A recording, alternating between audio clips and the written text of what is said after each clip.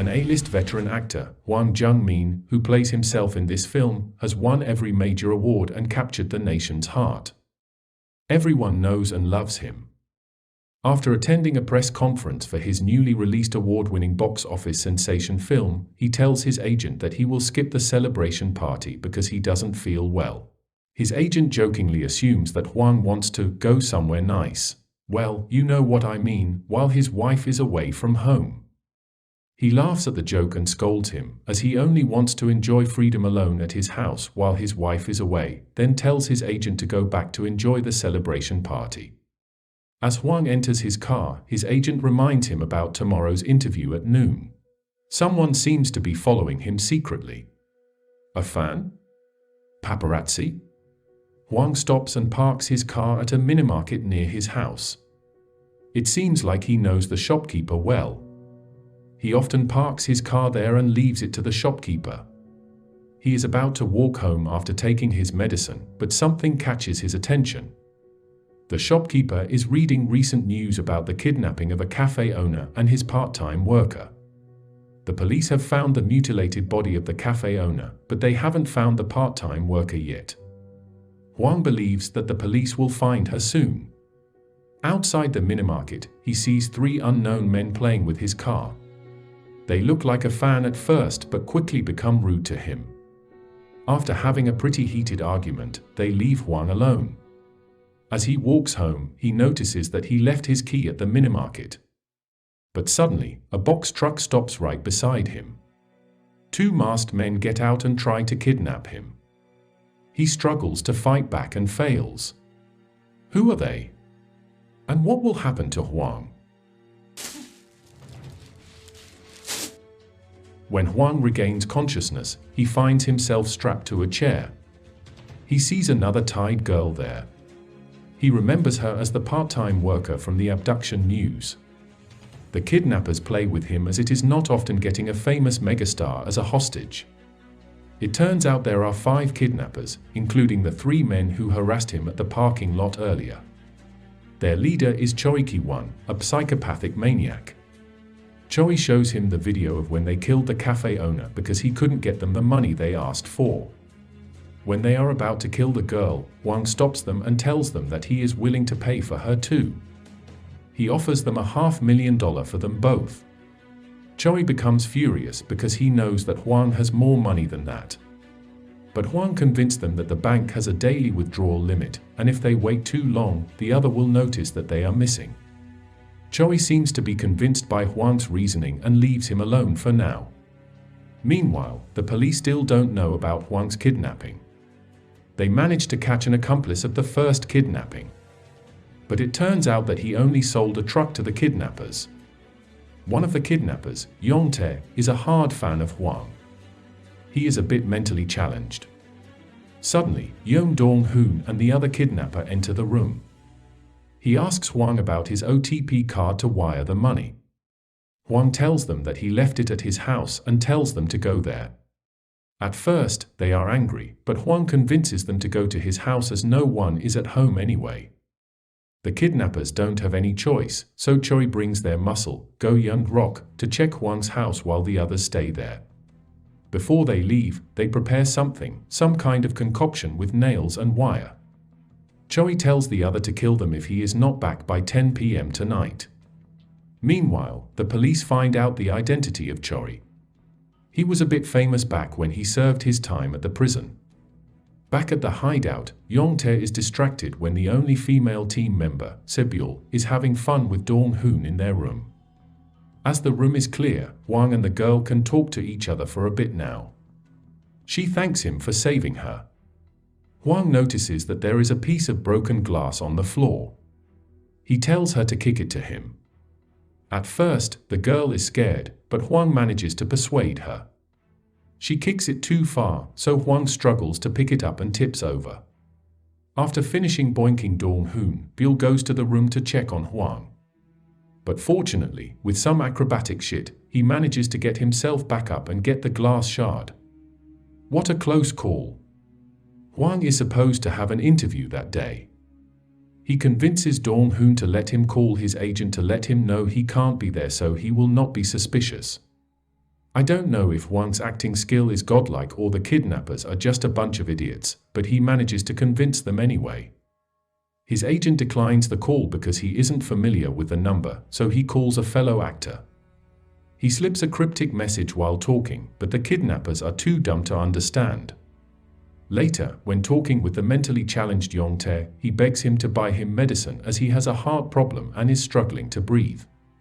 Suddenly, Dong-hoon comes. Choi wants to talk to him. Dong-hoon immediately strangles Huang. It turns out that Choi has already torn apart his house but couldn't find the card. He finds out that Huang's family is coming back tonight and threatens to harm them if he doesn't tell him where the card is. Out of breath, Huang tells them that the card may be at the minimarket where he left his key.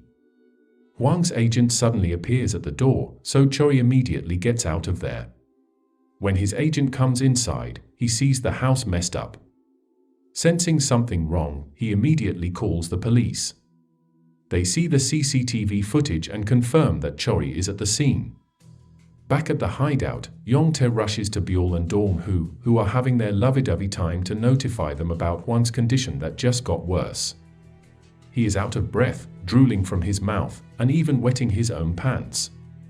At first, Dong-hoon thinks that he is just acting, but Byul insists on getting the medicine Huang needed to be safe. Dong-hoon leaves the hideout alone to get it. Meanwhile, Choi is at the minimarket to get Huang's card and key that he left there. But the shopkeeper doesn't want to give it to him as he doesn't know him. Choi goes outside and calls Dong-hoon to talk to Huang. But he is on the way to get medicine for Huang. Choi gets furious and tells him to get back immediately, or he will cut all of his fingers. He is so fed up with his psychotic boss but gets back anyway.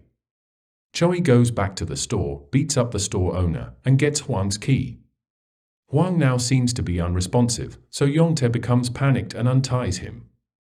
The part-time girl tells him to do CPR on him. As he gets closer, Huang suddenly slashes Yongtae and beats him. It turns out that he is only acting to fool them. Nice one, buddy. He frees himself and the part-time girl then goes outside. But the gate is locked. As they try to bust the gate open, Byul appears with a gun.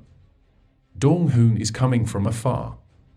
When Byul gets distracted, Huang charges at him. Dong-hoon is still busy opening the locked gate when the part-time girl shoots Byul. Huang and the part-time girl run the other way into the thick forest. They go separate ways to try to fool their chaser, but the girl gets caught immediately. Huang falls down a hill and lands hard. Unfortunately for Choi, the police notice him outside the minimarket. They are about to arrest him when Young comes to the rescue and runs the police over with a car. The police immediately call for backup and chase them. Choi and Young crash their car into a hair salon as the police chase them. Young goes on rampage and charges at the police while suddenly Choi throws something at them. It's a freaking bomb. He manages to escape during the chaos. When the police arrest Young, he proudly flexes his work to the media. Now the whole world knows about the missing megastar. The police interrogate him to get more information. But even after playing bad cop good cop, Young still shuts his mouth. He even bit his own tongue to try to kill himself. After Huang regains consciousness, he walks further outside the forest. He meets with an elderly that lives nearby and tries to borrow his phone. He goes inside his trailer, but suddenly the elderly lock him inside the trailer. It turns out that he is a delusional old man who thinks that someone is trying to kill him. The old man calls the police to report it, but they are busy with the missing megastar, so they ignore him. Oops, so close but yet so far. Not long after that, Dong-hoon finds him and brings him back to the hideout. The situation has become dire for the kidnappers as the whole nation is looking for them now. When Dong-hoon treats Byul, Choi calls him to tell him that Huang has played with them from the start. He even gave them the wrong PIN code. Dong-hoon tells Choi that Byul needs to go to the hospital immediately, but Choi doesn't care about it. He tells Dong-hoon to put Huang on, but Dong-hoon has enough of him. Choi keeps changing the deal and even hasn't given them the cut from the cafe owner's money. So Dong-hoon is off the deal and threatens to kill them all if he doesn't get the money soon. Choi then calls Yong-tae, who is in a panic because of the situation. He gives the phone to Hwang. Instead of answering Choi properly, Hwang puts on another act and pretends as if Choi is about to turn himself into the police and rat the rest member out. It makes Dong-hoon and Yong-tae agitated and turn against each other. Unexpectedly, Choi turns himself into the police for real. The police immediately interrogate him as he tries to strike a deal with the police to lower his sentence. After a hard bargain, the police don't have any other choice and agree to his offer. Choi then takes the police to their hideout. Just when they are about to depart, the delusional old man appears. One of the detectives notices that he is wearing Hwang's shoes, so she stays with him while the other follows Choi. The situation has calmed down at the hideout when they suddenly hear Dong-hoon cries. Byul has passed away, he couldn't treat the gunshot wound properly. Dong-hoon lashes his anger at Yong-tae, then goes to Hwang to finish him. When he is about to pull the trigger, Yong-tae suddenly appears and beats Dong-hoon. He then set Hwang and the part-time girl free. But it will not end that smoothly.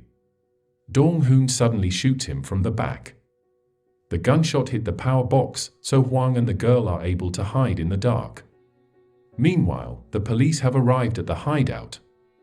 When they enter the place, it turns out that Choi leads them to a trap. The building is full of explosives, and it explodes when one of them triggers it. Choi manages to escape in the midst of chaos. But fortunately, the detective that leaves behind gets the correct address from the delusional old man. They arrive at the right time when Dong-hoon manages to find Hwang in the dark. They have a little standoff but have to let Dong-hoon and Hwang go. As Hwang and Dong-hoon leave in a car, Choi comes and holds them. He manages to kill Dong-hoon, but Hwang manages to hit him before he shoots again. Hwang then goes outside and helps the police fight Choi. After some epic fight scenes, he manages to beat the villain, just like in his movies. And just like that, it's finally over. Fast forward 2 years later, they make a film out of the accident. Due to PTSD, Hwang has retired since the accident. The movies end with Hwang taking a picture with the actor who plays the character who kidnapped him. Hwang's godly acting skill and 500 IQ trick saved him and the part-time girl from a bad ending. What do you think about the movie? Let us know what you think in the comment section. Don't forget to subscribe and like the video. Thank you for watching, and as always, see you next time.